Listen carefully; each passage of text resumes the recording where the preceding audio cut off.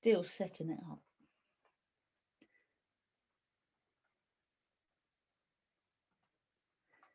It says we're live on Facebook. I believe we are. Good morning, everyone. Good morning, panelists.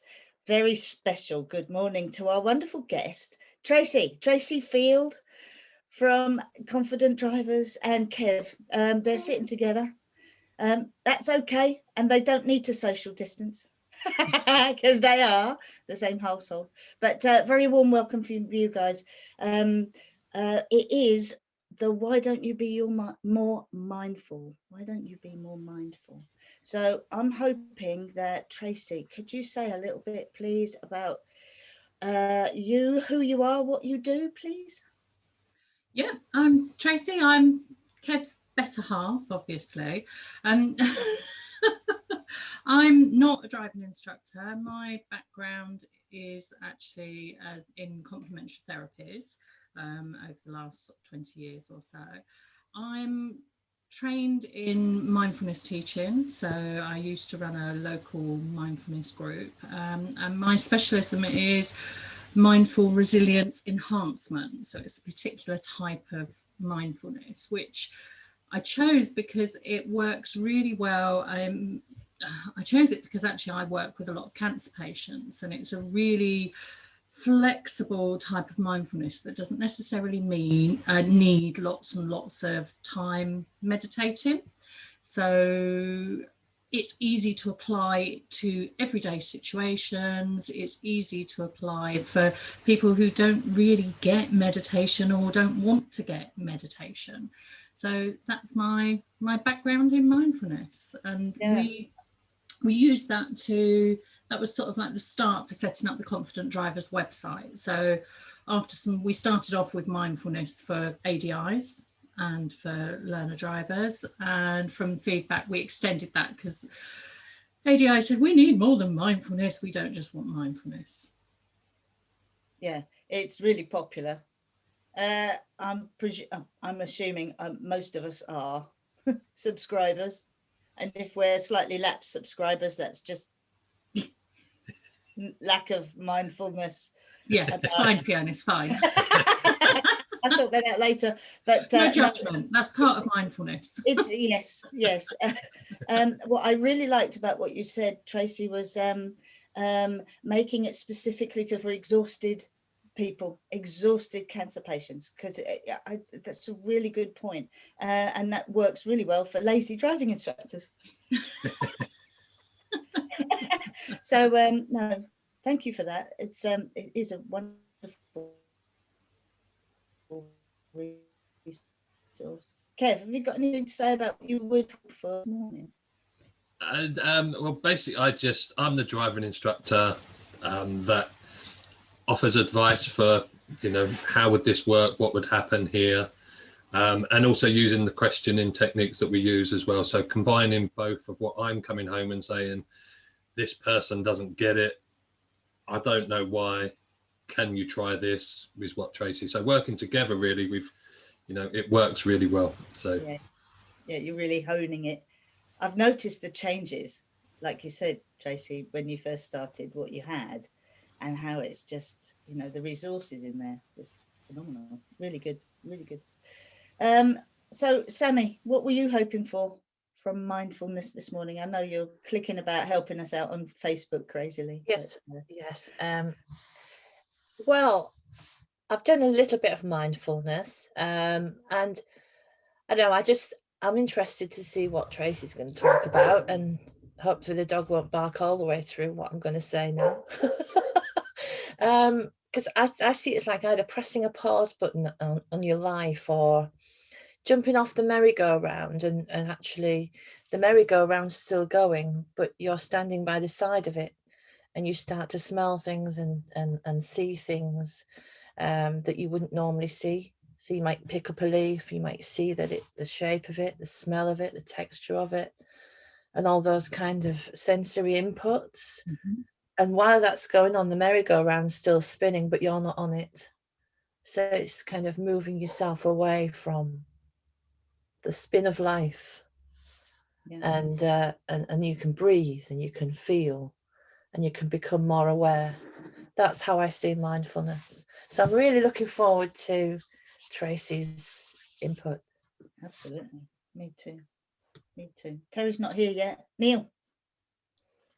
Yeah, a little bit of what Sammy says. I'm interested to see what Tracey says, obviously. I'm interested to see how other people use it as well. And it is that being focused on that sensory thing and what's happening at the time, and just being aware of it, to be honest, for me. But yeah, I'm interested to see what other people say.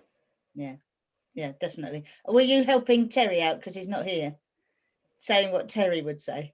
No. I'm interested in what the other panelists think. Do remember, guys, in the you guys that are attendees, do jot things down, use the chat boxes. Hopefully one of the panelists will help you out. Kev, being mindful in a way about your situation, is it okay for you to take notes as usual, or would you rather we defer that to someone else? Yeah, I can do. I've I'm forgotten just all thinking, about that. I think will that's do. multitasking. I'm conscious that it's going to be awkward. No, Should it's we get fine. someone else to do it? You're all right No. with it? Yeah, go for it. Okie dokie. Yeah, brilliant. Terry, I will ask Terry, but thank you, Sammy. I like what you said. I like what Neil said. Really looking forward to what's going on. My thoughts are, how can me learning to be more mindful, even if I wouldn't be interested in it, why is it desperately important for me to learn it? And for me, I need to understand how to be more mindful so that I can help channel the person in the driver's seat be more mindful of themselves, only because they need it. They need it. For us to be safe drivers, most of us have learned how to do it. Most of us have had to master other skills while driving. We've all had to do our part 2 and part 3, where our brains are going. Being more mindful means you get the chance to channel, and you just take that step back. So yeah, I think we need to do it. We need to learn those techniques that Tracey and Kev are wonderful advocates of. Well, actually everyone is. Has anyone else got anything to add to this bit so far? No. As in our usual well-planned way, I'm gonna dump someone in it. Kev. That'll make a change. You're used to it. You're used to it. I mean, do you think we can dump Tracey in it? Because I don't think that's fair, because she's not used to what I do to people. No, I just think we should not do that. No, let's not do that. I'm also sitting next to Tracey, so that's not a good idea. Yes, yeah. I'm being very mindful of where I'm sitting at the moment. Fantastic. Right. Hands up, panelists. Hands up, panelists, if you know exactly what this mindfulness thing is, A, for you, and B, for your drivers. So hands up who is conscious of mindfulness for yourselves. Excellent. So can we start with mindfulness with ourselves, either Kev or Tracey? Mindfulness as in me as a person. Okay, so mindful for me is about being in the present and, noticing. I think that's the big word, present, and noticing what's actually happening. And it can be, like people have mentioned, sensory. So, what do you smell? What do you feel? And using that in driving lessons, I've found if I've noticed things, I'm more aware of what other people are doing as well. So I think that's where it starts for me, is start off with yourself. Notice what you notice is a phrase I use quite a lot for myself. And I've also realized as well that everyone is mindful. There you go. That's all I'm going to say. I'll leave it like that for other people. I think because Sammy was saying a lot of that. So Sammy was, I think Sammy's quite au fait, is that the word? Au fait with the mindfulness thing. And I think I like what you said, notice what you notice. Because I think we failed to notice the things. So in a moment, for example, a person about to have their standards check isn't necessarily mindful of the things that they need to start being mindful of. They sort of conscious of something and think test, test, test, test, test, rather than just being mindful of actually, how are you feeling right now, isn't it? So what is it that's actually happening? And then people do come back down, and it's a way of, because you're not thinking about the external things. Is that right, Tracey? Yeah. So you're not thinking about the date, whether my pupil will turn up, whether this thing. You just start noticing what you notice, Kev. So then you start saying, well, my hands are shaking a bit clammy on the palms. Pulse is going too much. So it's beginning to sound like a heart attack, but I think people feel like, is that what you're getting people to be mindful of then, Tracey? Well, and mindfulness really is exactly that, noticing what you notice. But it's whenever you're in those moments where perhaps your mind is going a million miles an hour on that hamster wheel of lots of thoughts, as soon as you notice that you're caught up in thought, that's your pure moment of mindfulness. That moment when you actually notice that your brain is going a million miles an hour.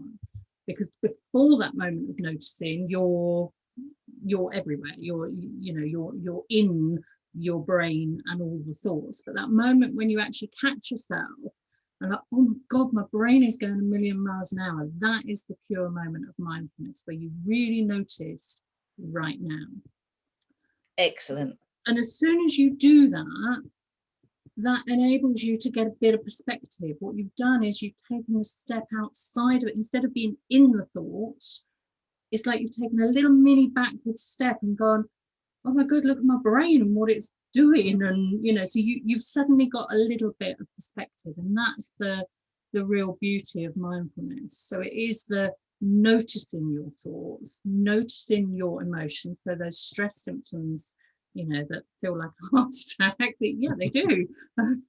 So noticing them instead of feeling them, instead of experiencing them, you notice, you take a step back, and that's where your perspective can come in.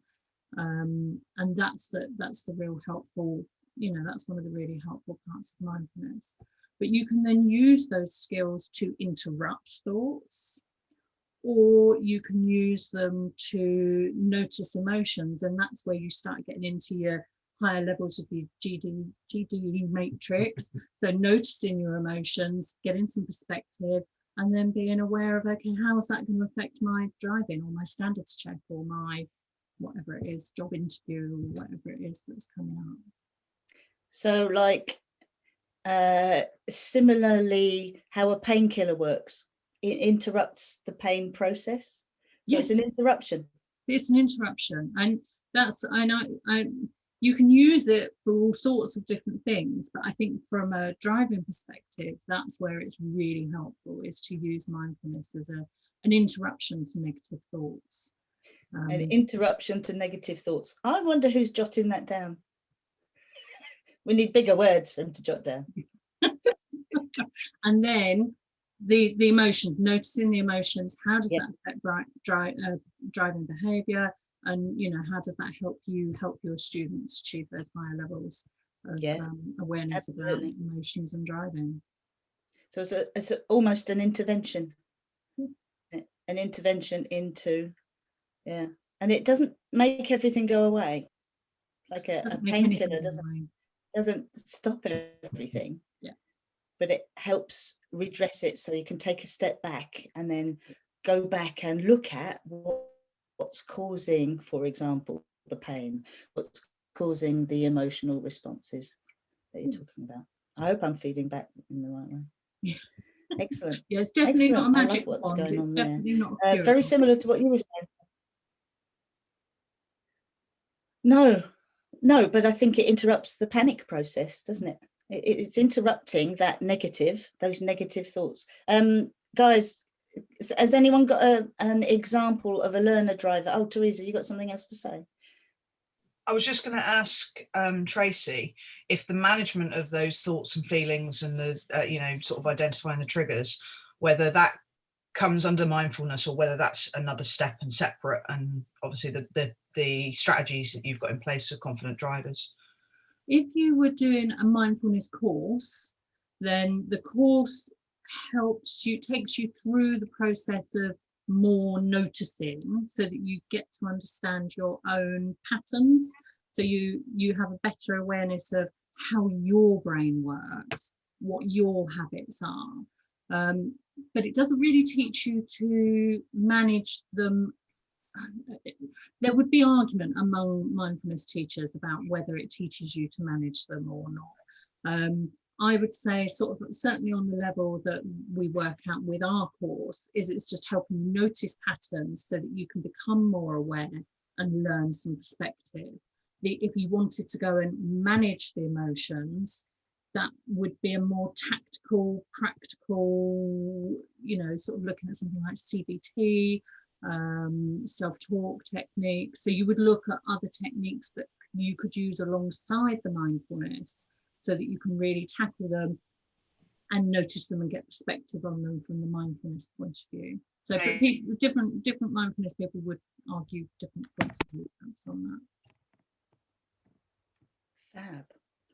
I like that. I was just gonna ask to follow on from what Tracey was saying, and I've forgotten what the question was. It was something about examples where you know that your pupils are losing it. Sammy's got one. Excellent. Go for it, Sammy, please. Well, it's an example of when I've used mindfulness as well, because it was on test day and she was freaking out and having a panic attack. And so I brought her away from that by just asking her to just name 5 things outside of the car, just pick 5 things. And so she started looking at stuff. And then, I said, open the window, tell me what you can smell. So I took her from all of that panic and brought her into mindfulness, and her heart rhythm slowed down and everything else. And I think that's something really important, is because when I talked about the merry-go-round before, it's taking them off the merry-go-round. Sometimes they need to be taken off because they can't do it themselves. And what I often hear driving instructors saying to their students is, make sure you check your mirrors. When you get to that roundabout, make sure you go in the middle lane and that kind of thing. And what that's doing is they're keeping the merry-go-round going rather than taking them off it and letting them have a look. And I think, had I not done that mindfulness with her before that test, she would have failed the test. She would have gone to pieces, but she passed it. And that is a massive thing. I think all driving instructors should be able to do that with their nervous students. I'm very passionate about that. And it ties in with something Di said on the Facebook, and I don't know why Di's not here, but she said, don't look back or plan forwards, be in the now, in this moment. And that's what that is, because taking someone away from that merry-go-round is getting, well, I always do this wrong and I always do that wrong. Well, no, you're in this moment now, and carry on being in the moment. You don't have to worry about the future. Yeah. So, yeah. Well, I think that's part. In terms of looking forward, would you say then it's the negative thoughts can be locked in the past? Is that fair to say, Tracey? I don't know that I would. In terms of driving then, Kev, what would you say? And then Sammy, what would you say? No, I'm going to say no. There is a reason, but I'll let Sammy go next, and then I'll tell you my reason. Okay. Because I think I'll let Sammy explain it. Yeah. Okay. Thank you for that, Kev. Well, what we do comes from, of course, of our beliefs inside. Our thoughts can come from those beliefs, or they can come from what other people have fed to us as well. So for the driving test, for example, if they might think, my friend failed on that roundabout last week, so I'm going to fail on it. And so it might not be a core belief, but it's something that they've heard. And so it's probably true. I think that was the question.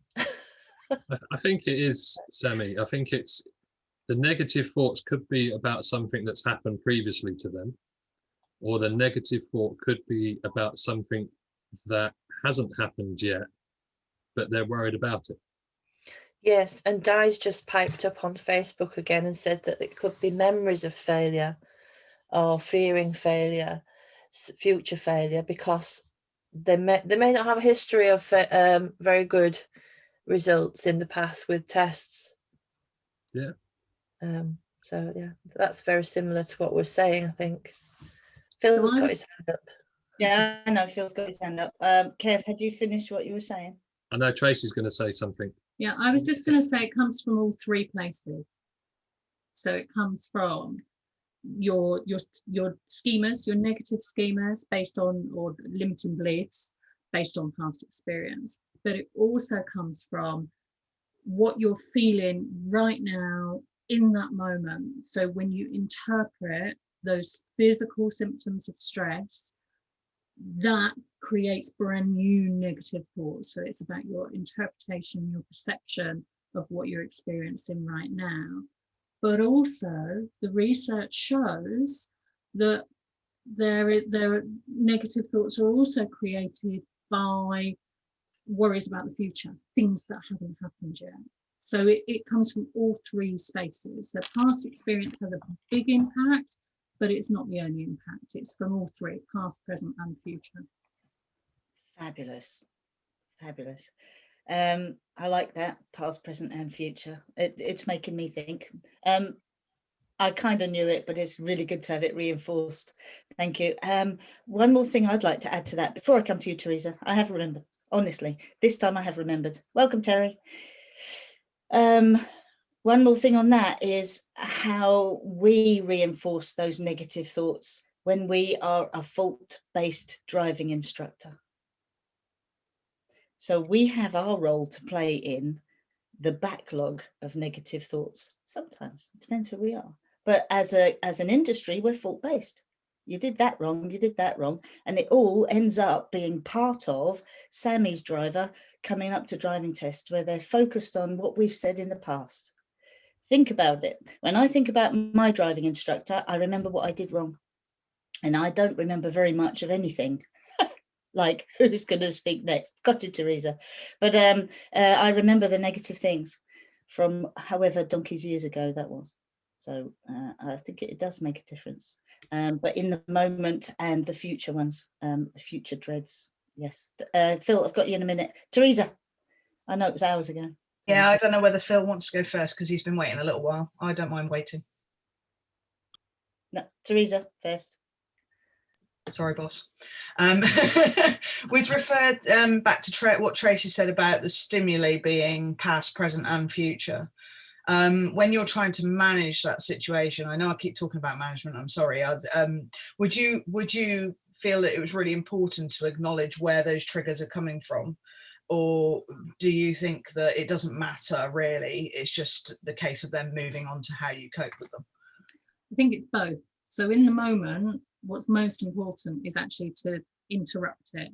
So using the mindful interrupter. So very similar to how Sammy described. And actually, I think it's quite a good way to start every lesson is, you know, getting people to reset by noticing what they can see, what they can hear, what they can sense. So noticing feelings, so either getting them to wriggle their toes or noticing the contact between the body and the seat. And I've done this in quite a few different sort of Facebook things. So going through the mindful interrupter, that's the most important thing.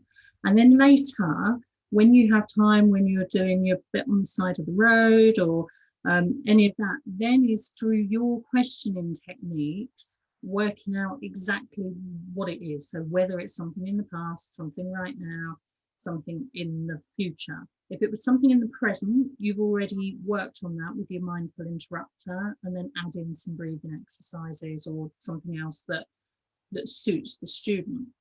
but use your coaching questions to find out whether it's past or future, because that's when then you can start to make sure the language you use, the way that you describe things, the way you're teaching things helps to answer some of those issues, or maybe use some questioning to challenge some of their beliefs as well. So, you know, that's something else. So somebody says, so Sammy used the example of my friend failed their test last week on that roundabout, so clearly I'm going to fail on that roundabout as well.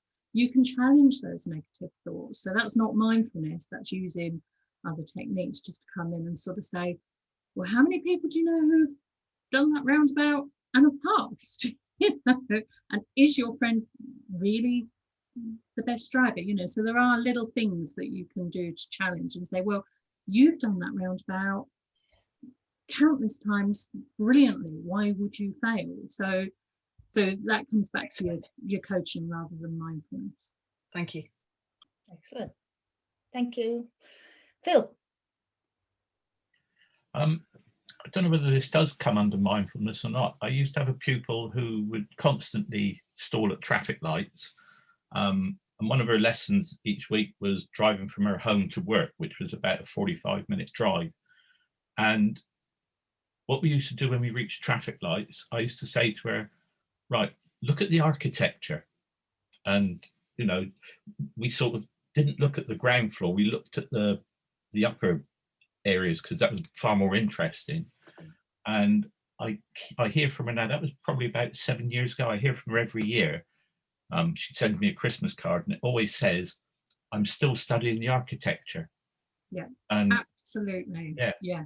It definitely, I mean, it's actually one of the mindfulness exercises on our course is to, instead of, you know, for people who get really nervous or have problems with traffic lights, are worrying about stalling and things like that, then yes, I mean, it's amazing the different colours, the way the traffic lights are set up. Some of them have got lots of little tiny lights, some of them, you know, they're all different, whether they're an old traffic light or a new traffic light. So what this comes under, what can you see, using your senses, but also noticing what you're feeling as well. So as you're approaching a traffic light, how does that, you know, noticing how that makes you feel.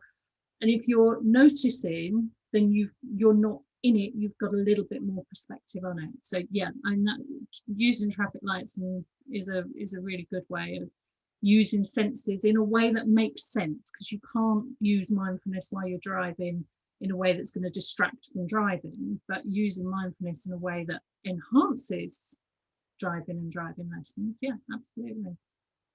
So Kev, as a driving instructor, thinking about what Tracey's just said, can you fill in the gap rather than me ask the question? Or do you want me to ask the question? I think ask the question, because I was writing at the same time, so I might have not listened properly. So Tracey's conscious that if you ask somebody while they're driving, I'd like you to blah, blah, blah. Tracey's talking about this would be a massive distraction and really a massive risk. How do we as driving instructors, you know, Phil probably did it in Phil's way. I just thought I'd get you to say it and then I'll ask Phil how he set it up in a minute. Only because I'm talking to you. I can ask Phil what he did. Will say I wouldn't ask all students to do that. It's not something to add into every lesson. It's just that. Yeah. No, I was just thinking, okay, Phil, when did you set it up? Once we'd actually stopped at the lights, as soon as we'd stopped, then I would say to her, well, let's look up, see what's happening, you know, on the sides of the buildings, any new signs, anything like that. Just that momentary taking their attention off the traffic lights. And then I think Tracey said it earlier on, it's like resetting, and then they would come back to it and start again. It was only, you know, a moment or two, just sort of getting them away from the driving task momentarily, I think, really. I suppose what I'm thinking, yeah. Once we were stationary and everything was nice and secure. That's it. That's what I'm getting at. It's the side of the road moment, isn't it? That's all I was getting at, Kev. Yeah, no. I think it's the type of questions that you ask in where you are and what you're doing. And it's those sort of things that you can practice. sometimes, ask certain questions at the side of the road, but then also ask certain questions when it's safe on the move. Yeah. And see what the differences are. I think that's being very mindful of what you're saying as well. We mentioned earlier about what we say and the way we say it. And I think that's one of the key things to being mindful for yourself, is what you do and the way you ask questions and when you ask questions. Yeah, I was just thinking, someone's driving along the road and you start talking about being more mindful. Yeah, I wouldn't even frame it. Wouldn't even frame it as that. So there's nothing. Hold this steering wheel, I'm getting out. Yeah.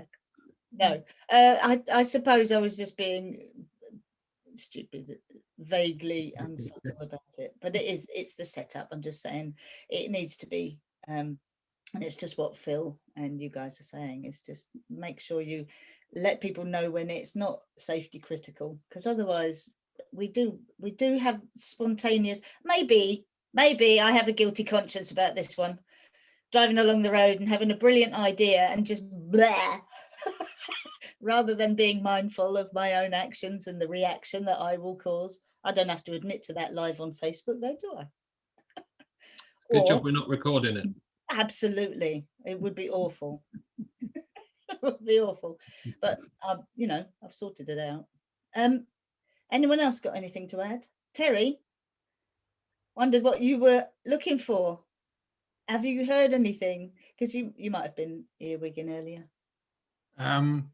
No, it's today is an issue with someone's handwriting,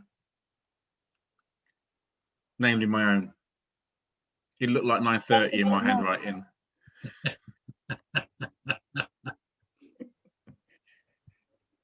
Morning. Morning. Morning, Trace. Hiya. There we go. I didn't mean to make you conscious of that. Anyone got any thoughts? Sammy, you got any thoughts since then, since the beginning? Neil? I've missed a little bit because I had to take a phone call, but I'm with you so far. Excellent. Thanks, Sammy. Neil? Yeah, I mean, a lot of people are talking about it being a good thing. My question for Tracey is, can mindfulness make anxiety worse? Yeah, absolutely. Yeah, you have to be really careful.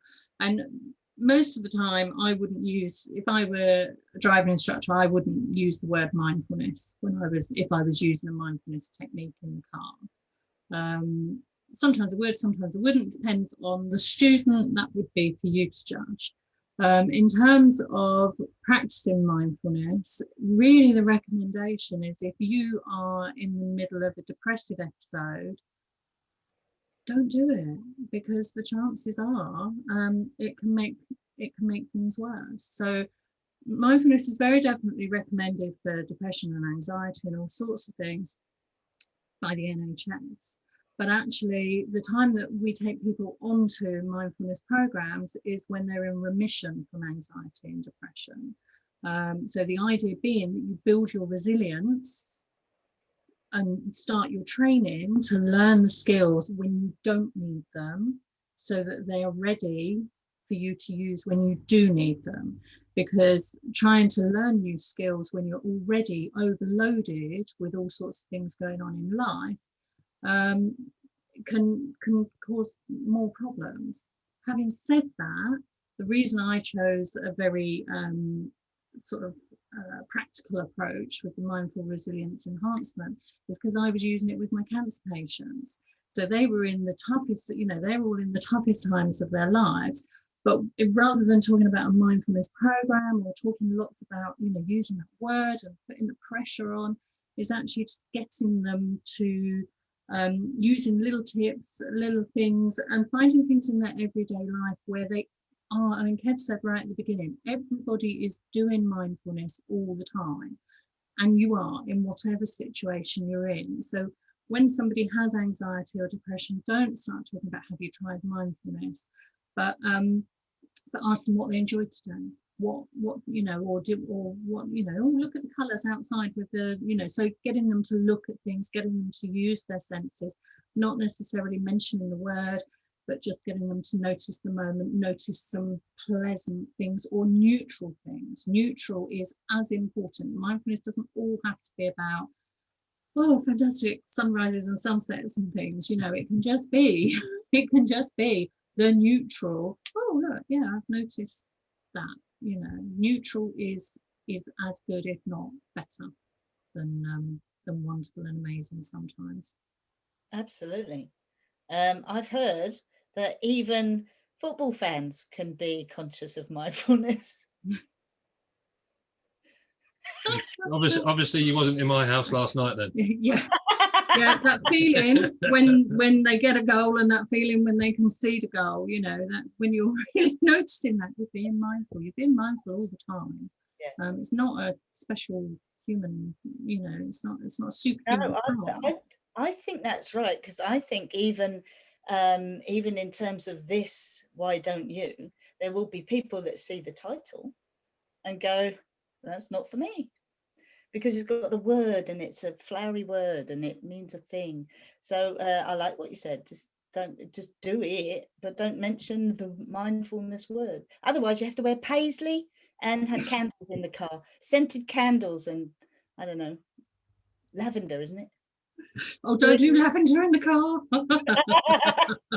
Oh, it's a sleepy one, isn't it? Yeah.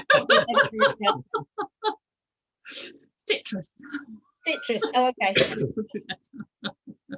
Teresa. So just to sort of recap on what you just said, Tracey, are we saying that basically you can overthink stuff if you're in the wrong place in your head already? Yes. And so you need to know when it's appropriate to tune into how you're feeling. And that comes sort of in the acute sense, whether you would do it on the move or on the side of the road. But equally, in the long-term sense, that if you're in a bad place, it's probably not a good idea to especially use the words that might sort of hit triggers. Yeah.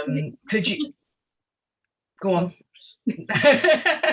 And in terms of those trigger words, obviously mindfulness being a don't do that, don't say that, but can you come up with maybe, because I'm guessing, I'm going to sort of lead a little bit here, that we're now starting to go into the realms of NLP and using the correct language to tune into your clients or to yourself, the positive sort of recognition.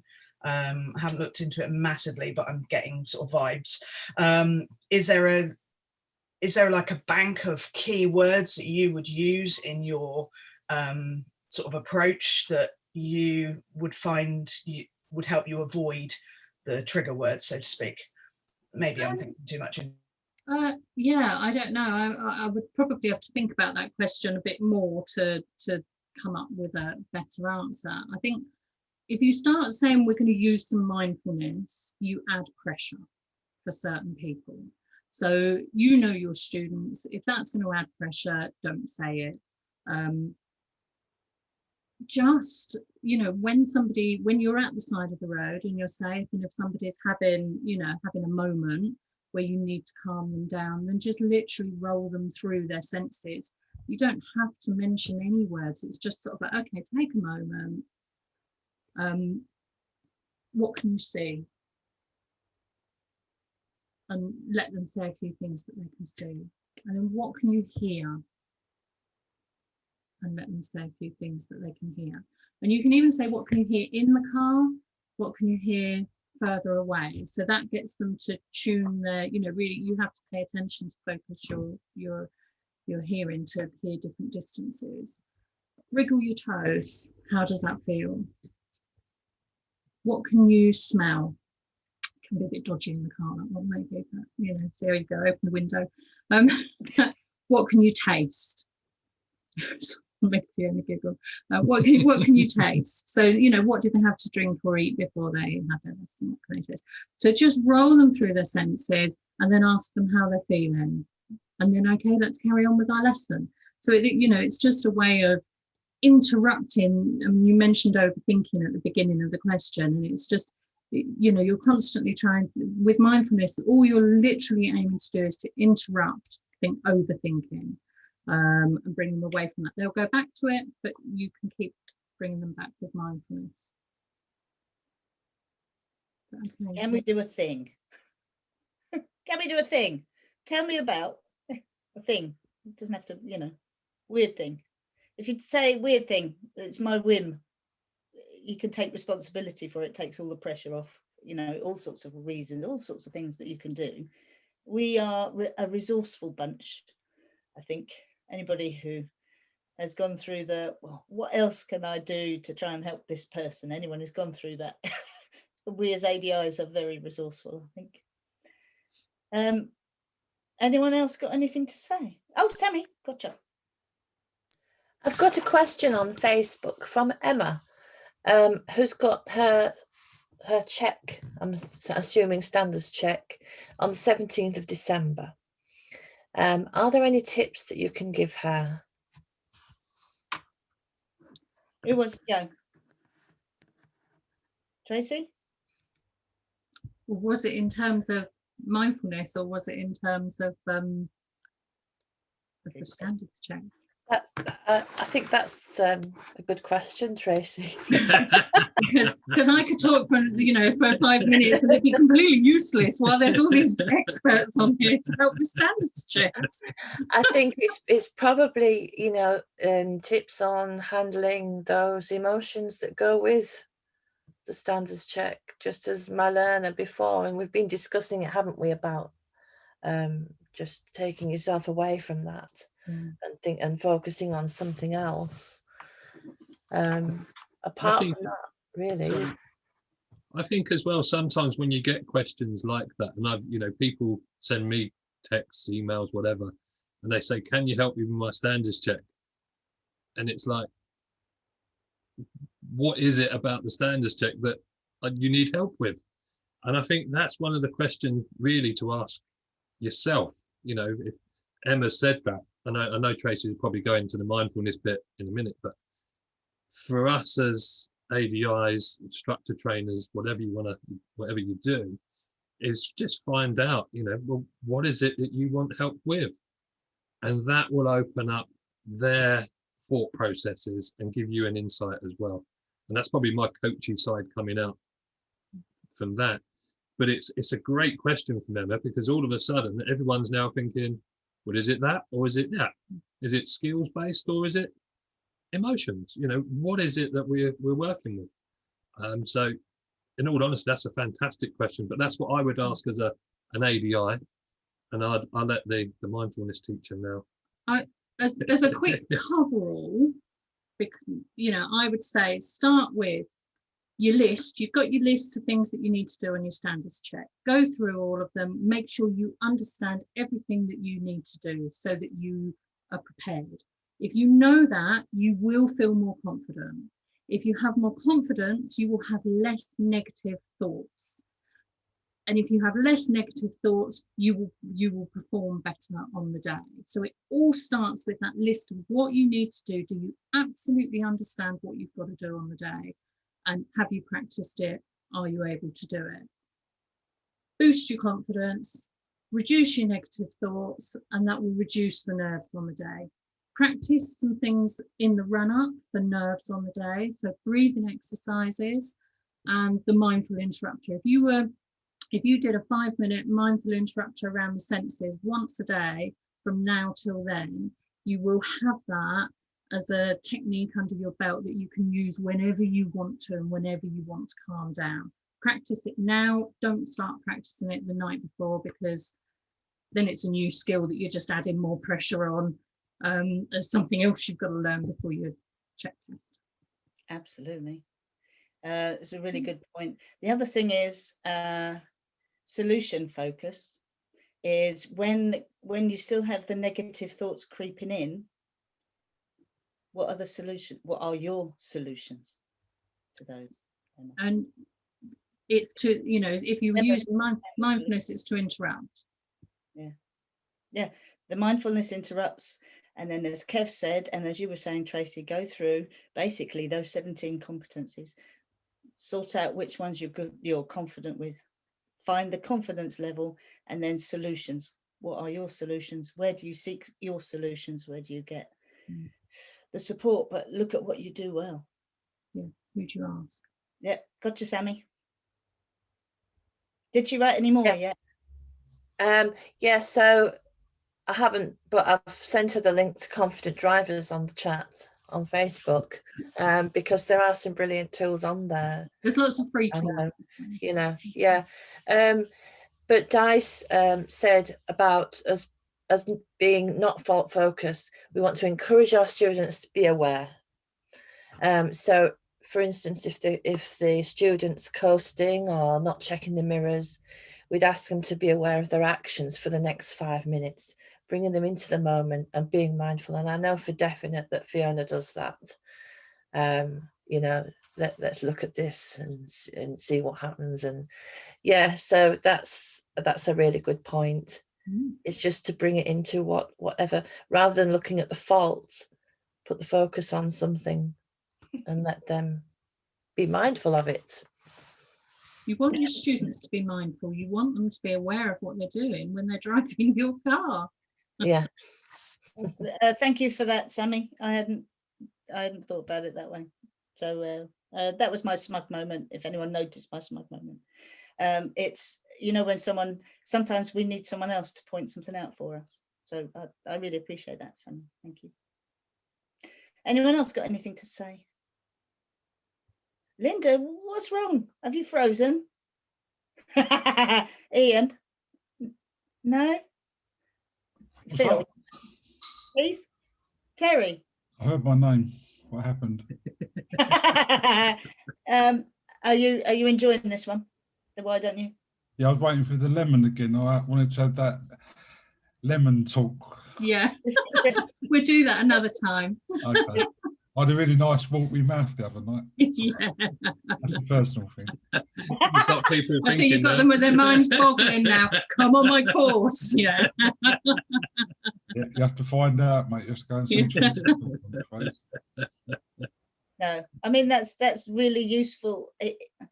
There are lots of techniques because Tracey and Kev, you both go to conferences and things, I think, now, don't you?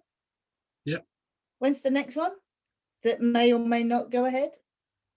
October. Yeah, is it October next year?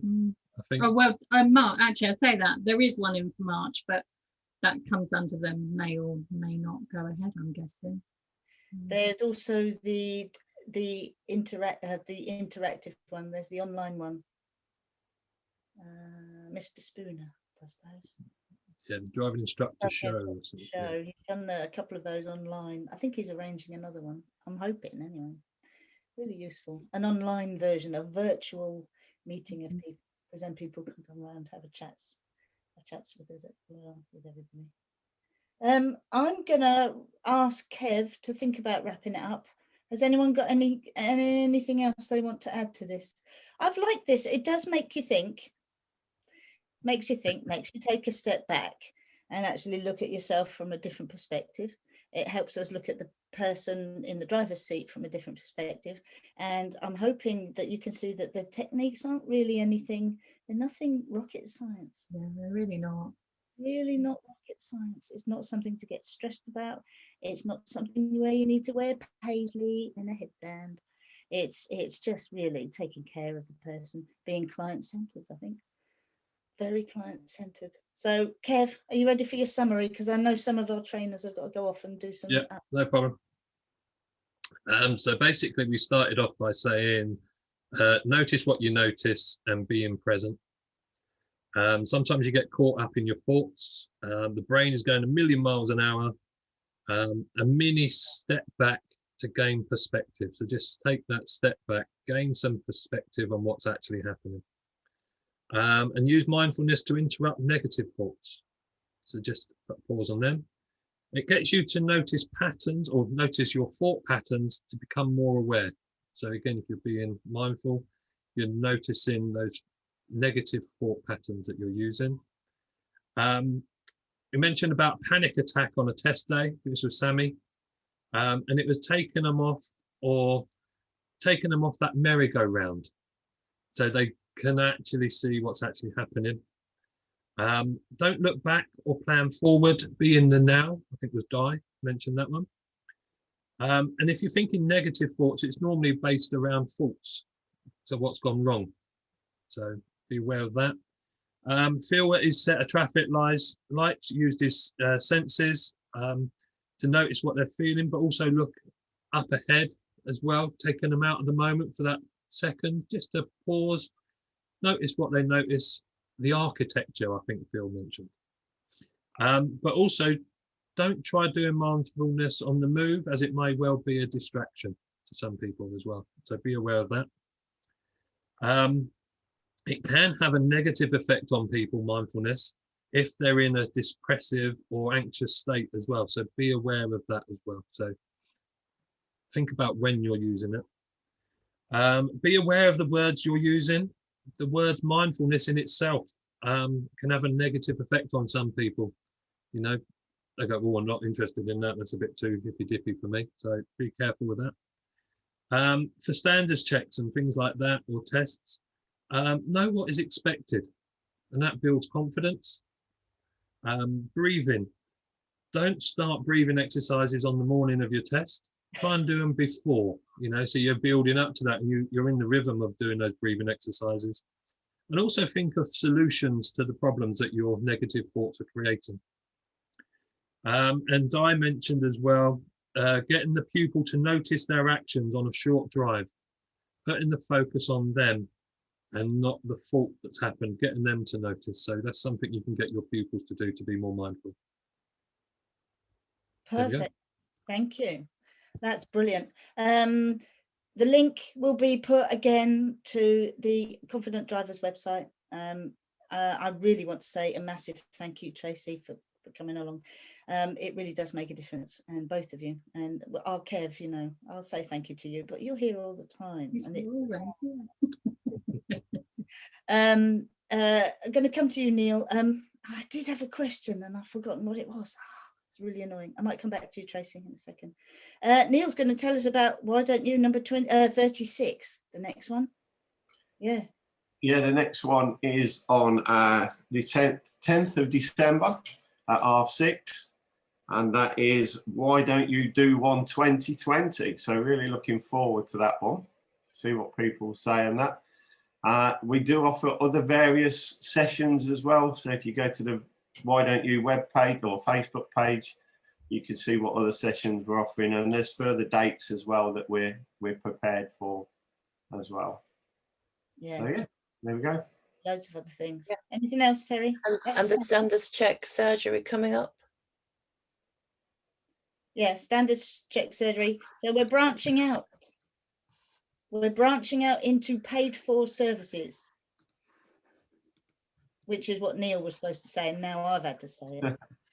I didn't want to be the bearer of bad news all the time, like my internet connection. Fiona, the last time Neil talked about paid services, he got in trouble with Wendy, so he's not mentioning it. Cheers, Val. Now, I know we've had some success with the surgery that we've had so far. So we have had successes and we have had some really good reviews. So I'm going to say thank you, and I really appreciate you guys coming, even though you've got some other training to do. So I do appreciate that. Thank you guys for attending. Thank you to our panelists. Thank you to the attendees. I won't say who you are, just in case you wanted to be incognito. I've really enjoyed this one. So I shall sign off from Facebook, and I'll see you all next time. Neil, when was it? The 10th of December at 6:30. There you go. I was just trying to check him out. Thank you, guys. I'm turning Facebook Live off, I think. See ya. Done. Done.